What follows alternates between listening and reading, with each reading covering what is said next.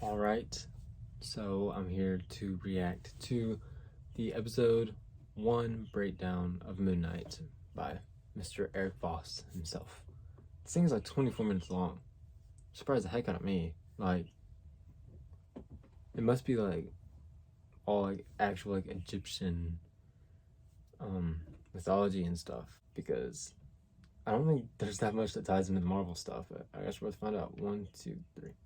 Welcome back to NewRockstars. I'm Erik Voss, and this is a breakdown of Marvel's Moon Knight Episode 1. As we always do here at NewRockstars, we're going to break this down in depth, because unlike other MCU titles, Moon Knight is less about the Marvel Easter eggs, but there's truly impressive cinematic details that make this series a fascinating mystery and character exploration. The episode opens not with the hero, but with the villain, Arthur Harrow. Tattooed on his arm are scales head in the mouths of crocodiles. Those croc heads also are crocodiles. Staff for the Egyptian deity he serves, Ammit, a funeral figure associated with judgment, seen with the head of a crocodile, front legs of a lion, and hindquarters of a hippopotamus. The Egyptians believe that when you die, the god of the dead, Anubis, weighs your heart on scales against the weight of a feather, and if it weighs more, you are fed to Ammit. Ammit was not worshipped as a god per se, but feared by Egyptians as the devourer of the dead, dooming them if they didn't adhere to the principle of Ma'at, which referred to a way of life that pursued truth and balance and justice. Philosophically, there's actually a lot in common here with Thanos, another MCU villain with a religious zeal to cull all of life by half. But whereas Thanos saw fairness in randomness, Harrow and his disciples believed that one's soul should be judged on its merits, past, present, and future. At least you can imagine in a post-Thanos society, one's fate being determined by a bit more order is a cult mentality Kool-Aid flavor more folks would like the taste of. In his ritual, he shatters a glass and then puts the broken pieces in his sandals, walking on them with bare feet. Now, walking on broken glass is a real-world meditative practice, but Harrow hides this inside his shoes, spending the whole day enduring great pain, but telling no one. This tells us that he's not doing this for show. He is a true believer. And the music we hear is Bob Dylan's Every Grain of Sand, one of Dylan's 80s spiritual tracks recorded after he found Jesus, became a born-again Christian, kind of like how Arthur Harrow sees himself as a reborn evangelist. The Marvel Studios title card has been updated so that now our new friends, the Eternals, can be seen on the inside of the R behind Rocket. And by the way, they put Rocket back where Peter Parker was in the No Way Home title card, because Peter can only appear in live-action titles that Sony approves of. And by approves of, I mean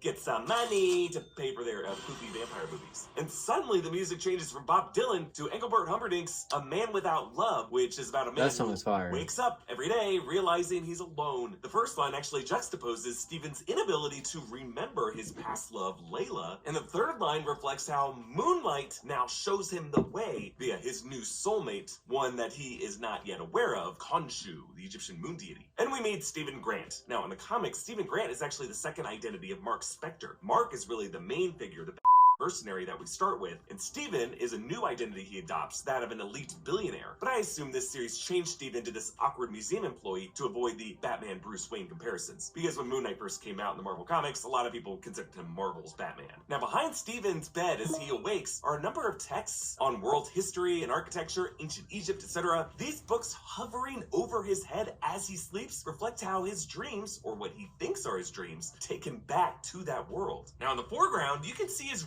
Rubik's Cube completed, which is interesting because while trying to stay awake, Stephen intentionally fiddles with it and tosses it, never finishing it, suggesting that when the Mark identity takes over, he might go ahead and solve the Rubik's Cube. We see how he strapped his leg to the bed and surrounded himself with sand, all as a kind of sleepwalking security measure. But his first real step forward of the day is his bare foot on sand, which the camera lingers on, showing he is more connected to the sands of Egypt than Harrow, whose first step of his day is on larger chunks of glass. His goldfish Gus has only one working fin, like Nemo, a comparison the pet store owner later invokes. But with one working fin, this poor guy is literally swimming in circles just like Stephen is. And you can see at the bottom of the fish tank is lined with a pyramid, King Tut's head, an Egyptian obelisk, and a sunken boat. He talks to his mother on the phone, probably talking to no one. Now, assuming Stephen's mother doesn't really exist, is he sending himself these postcards? Is Mark sending them to Stephen to help keep him in that dormant routine? Later on in the gift shop, we do see a rack of postcards, so perhaps this is where he's getting the postcards that he is mailing to himself.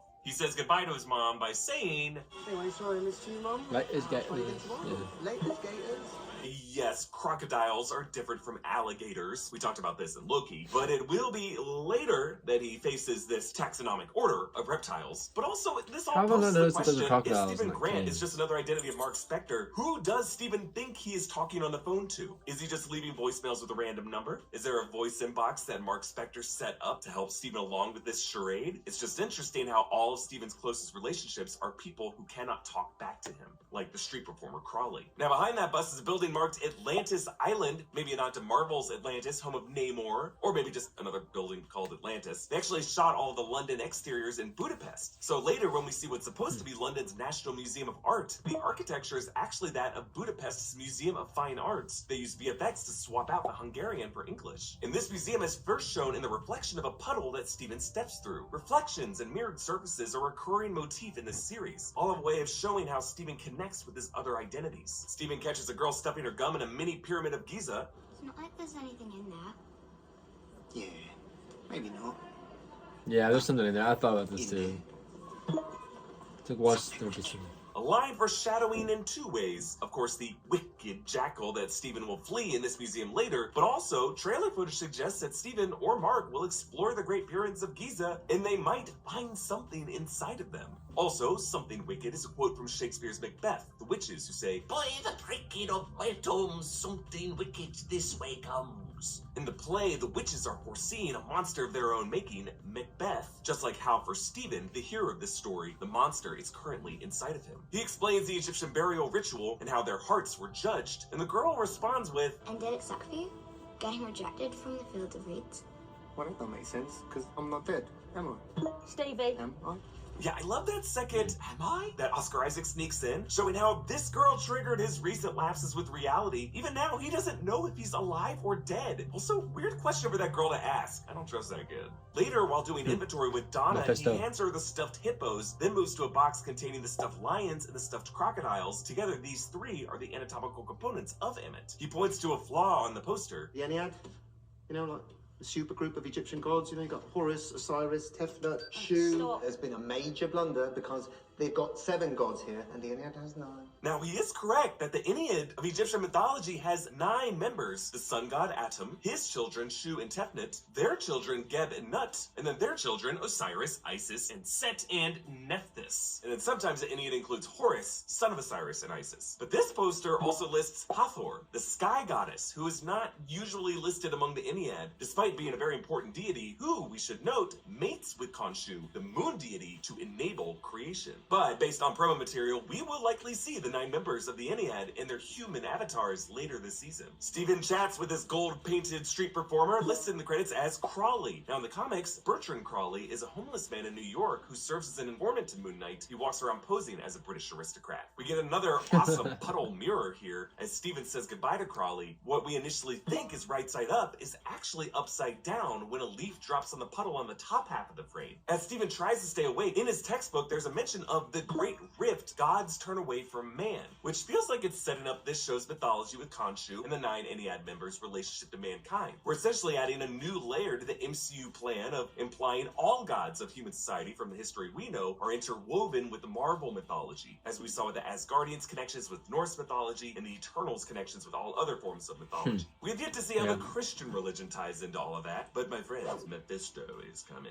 But if this textbook is supposed to be showing the familial lineage of the Ennead, even if it's going youngest to oldest, it does seem a bit out of order. It's just a bit odd to list Osiris first, whatever order you would go in. But remember, all of this is through the eyes of Stephen, who's certainly knowledgeable about Egyptian mythology, but he does have an unstable mind. He is an unreliable narrator, a point of view character through whom we are not seeing objective reality necessarily. So who knows how much of this presented reality is actually real, and how much of it is going to be revealed as a fantasy at some point. He tosses up his Rubik's Cube, and he suddenly finds himself face down, jaw dislocated in the hills beside an alpine village. This is actually shot in Slovenia. So, apparently, when Stephen fell asleep, Mark Spector took over, went to the Alps to steal the scarab from this castle, then leapt out the window, and Stephen woke up on the ground. A voice speaks to him. Go back to sleep, worm. Yes, this is F. Murray Abraham as Khonshu. Interesting that he calls Stephen the worm, as his Stephen is the invasive critter that does not belong inside the mind. Khonshu, of course, the Egyptian moon deity, possessed Mark Spector character, choosing him as his avatar, giving Mark supernatural powers, but he has less control over Mark's Steven identity. In his pocket, he finds a golden scarab with Egyptian hieroglyphics. You can actually see a closer look at these in the closing credits of the episode. We did our best to translate these, but they do contain a mix of known alphabet symbols and then other unknown ones. The right and the left halves of the scarab are mirrored, so if you look at the dividing line in the middle and go to the column to the right of that, at the top of that, that is a reed, which translates to either an E or an I beside a seated figure. Beneath that, there's a scarab shape, then the open mouth, that's an R, then another This guy does his I research, beside a don't he? different seated figure, then a pair of figures. The column to the right of that is topped with the quail chick, that represents the U or the W, followed by another I. Beneath that, the vulture, that's an A, and then a figure I don't recognize that looks like either a boat, or maybe an oil lamp, and then the horned viper, that represents F, and then another figure I don't recognize. I'm gonna keep working on this, folks, but all you Egyptologists out there, hit me up. This series has been described as Indiana Jones meets Fight Club, and already you're seeing the parallels there, of course, especially Indiana Jones' The Last Crusade. Interesting how in this scene all the shooters speak to each other in English. What are you doing? He's heading for the village. Just a little indicator that these men in their matching clothes are likely not native to this alpine town, but rather, like many cults in the real world, move to these places and just kind of like take the town over with their interesting Rajneeshny outfits. Steven pulls a Harrison Ford fugitive maneuver by joining the procession with some headgear to blend in. In this case, it's his white hoodie, white being the color of Moon Knight's wardrobe. Arthur I Harrow noticed that. parts the crowd, showing his long, blown-out hair. Now, Harrow in the comics is really a one-off villain from one issue in 1985, a guy with a half-paralyzed face carrying out some Nazi experiments in Mexico. Really, I think this guy's gonna have a deeper identity that gets revealed later in the series. Ethan Hawke said his version of the character is based on David Koresh, leader of the Christian cult Branch Davidians in Waco, Texas. One follower submits himself for judgment. I judge you in Amit's name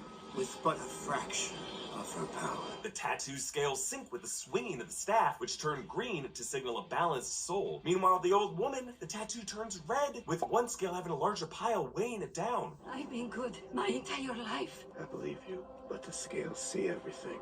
Perhaps it's something that lies ahead. And so he drains her life force, leaving her skin gray. So Anna judges her by the sins she will commit in the future. And unless this is all and let's be honest, it might be, this would be another example of destiny existing in the MCU. Something described in various ways by the Ancient One and He Who Remains in Loki. Khonshu refuses to let Steven hand over the scarab. Kudos to Oscar Isaac for his physical work here, the way he can divorce his head and his facial expressions from the rest of his body. And then when he marches away from Harrow, he takes these big dramatic steps, similar to the big strides the towering Khonshu himself would take. As they pry the scarab from him, Steven flickers in and out of consciousness, coming to with blood on his face and fist. Just that amount of blood on the scarab in his palm is some of the gruesomest we've ever seen the MCU get, as it implies he may have had to rip off a few fingers to get that scarab out of their hands. He flees in a cupcake delivery van that plays Wham's Wake Me Up, another cry for help as Steven wishes to be woken up from this nightmare. The fact that this is playing on the radio, maybe just a bit of an ironic joke, or just like an interesting coincidence that one might see in a dream. Stephen Grant wakes up for this thinking it's a dream, but as we find out later, it's not a dream. So why did such an ironic song play during it then? I just love how this show blurs the lines for what seems real and what seems fantasy. As he struggles against his pursuers, he flashes forward again and now finds the gun in his hand, the windshield blown out, the gunshot shattered the side window, and one of those pursuing cars flipping. I love how this whole scene plays out like a classic car chase, with one person steering, one person shooting, but with one man doing everything and only seeing half of it. Think how terrifying that would be. A logging truck overturns and he swerves around it, two more trucks wedge around him, and then Mark takes over again.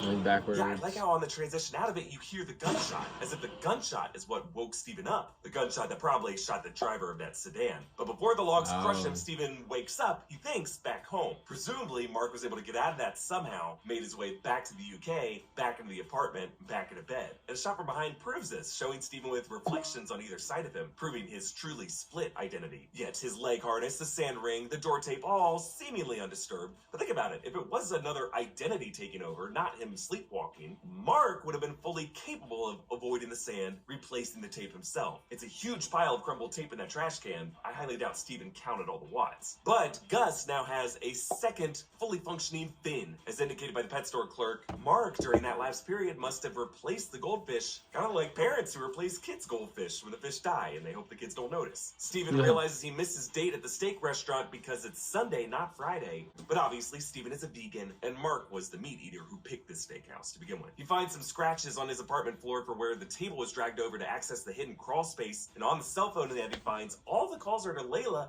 except one listing Ducamp. Jean-Paul Ducamp is a mercenary and ex-French Foreign Legion officer who is a partner to Mark Spector in the comics. Mark's voice speaks to him, and he sees the reflection in the bathroom mirror shaking his head when Steven hadn't done so. He flees to the elevator, which stops mysteriously on an empty third floor, and then again on the second, where Khonshu lurches toward him from the end of the hall. Terrifying horror imagery here. As in the comics, Khonshu has a beaked skull and a crescent moon staff, and his limbs are wrapped in linen like a mummy, though I like how his tail wrappings seem to float as if detached from gravity. Just amazing character design here. Khonshu grabbing the lift door turns it into an elderly woman, but even that doesn't make total sense if you think about it, because if she was at the other end of the hall, she would be nowhere near the summoning button. And despite this elevator previously headed down from the second floor, it's now back up on the fifth floor, where his elderly neighbor is visiting her friend, Claire. And we saw Steven repeatedly hit the button for the ground floor. It should not have gone back up to the fifth. Now, sure, this may just be the building's electrical problems that Steven alluded to, or maybe Khonshu screwing with him, but really I think another example of how basic things in Steven's reality are not abiding by normal logic. Steven turns around and sees Khonshu right behind him. I love this close-up because you can see all the texturing and indentations on Khonshu's skull, like the little hairs wafting out from the back of it. But now when we whip pan to Steven's reaction, he's back on the bus, meaning from the fifth floor to now, Mark must have been in control. We see Khonshu standing on the street, but he disappears when the lamppost crosses frame. On his bus, Steven realizes as he hops off, Harrow was on that bus. So either Mark was pursuing, or more likely being pursued by Arthur Harrow before Steven regained control. Harrow and his followers corner Steven at the museum. Had Ahmed been free, she would have prevented Hitler and the destruction he wrought. Nero, the Armenian genocide, Pol Pot. While alluding to history's worst crimes against humanity, Harrow invokes the baby Hitler thought experiment. What if Hitler could have been prevented from becoming the mass-murdering dictator? Something Deadpool 2 addresses head-on. Harrow goes on to say, But she was betrayed. Was she? By indolent fellow gods. Oh, By even her own avatar. Avatars. Blue people. Love that film. By avatar, You mean what I mean. anime? Yeah, Steven references both James Cameron's Avatar and Avatar The Last Airbender, but also setting up the mystery of who Emmett's original Avatar was and why they betrayed Emmett. Perhaps influences from the Eternals, or maybe Pharaoh Rama Tut, aka Kang the Conqueror, who also judges people by their futures. When Harrow tries to assess Steven's soul, Emmett's scales never settle. There's chaos in you.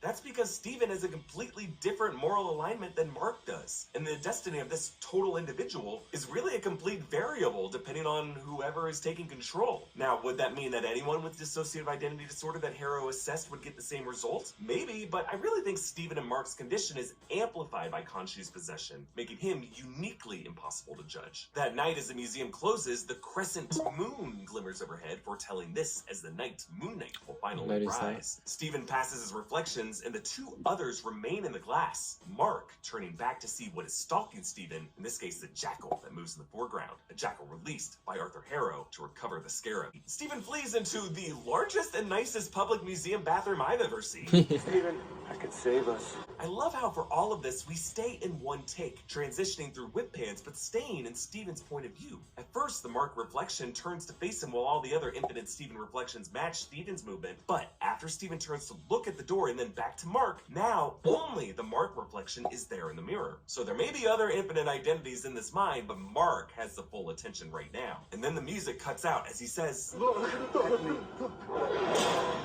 not gonna die. Let me save us. And so Steven finally looks directly at Mark into his eyes, and the transformation begins. Though notice, while the mummy wrappings envelop our Mark/Steven, in the mirror reflections on the side, nothing is happening. Again, from the standpoint of objective reality, it's hard to really know how much of this is truly real. Flickering on the bathroom walls are glowing hieroglyphics, and then we cut to outside the bathroom, initially hearing the scuffle, but then Sink crashes against the wall, and the jackal tries to flee, but Moon Knight drags him back in. Water pouring down from the broken sinks giving us another mirrored surface to reflect his character from below. He turns to us, glowing white eyes from behind the mummy wrappings and a hood with a crescent moon sigil and a beaked tip of that hood, evoking the skull of Khonshu. Suspended in his chest, in those mummy wrappings, is his crescent moon weapon. Our final image of the episode leaves us with Moon Knight's eyes, glowing white like the moon. The color white is important to Moon Knight, described amazingly in Charlie Huston's 2006 comics. I don't wear white to hide myself. I wear it so they'll see me coming, so they'll know who it is. Because when they see white, it doesn't matter how good a target I am. Their hands shake so bad they couldn't hit the moon. That was some interesting stuff. I knew it was mainly going to be like Egyptian history, mythology stuff. I think it's funny that like he was saying how like they're bringing all the other like the Asgardians, the Eternals, and then like now this, all the different religions. He said like I wonder like where Christianity is going to fall into it. And he's like Mephisto's coming. Mephisto is kind of like, you know, like Satan, but it's kind of like in The Conjuring 3, when they're in the courtroom and he's like, for years, you know, you put your hand on the Bible in the courtroom and you acknowledge God, but I think it's about time we start acknowledging that the devil's real too. I think at that point it's like, yeah, but if Satan's real, I feel like you do have to acknowledge that God is real, but it's almost like, I don't know. It's all weird. Maybe we'll see MCU Jesus one day. So, let me know what you thought about these breakdowns. Which Easter egg was your favorite? Leave a like, subscribe, and I will watch the breakdown for episode 2 soon. And I'll see y'all next time.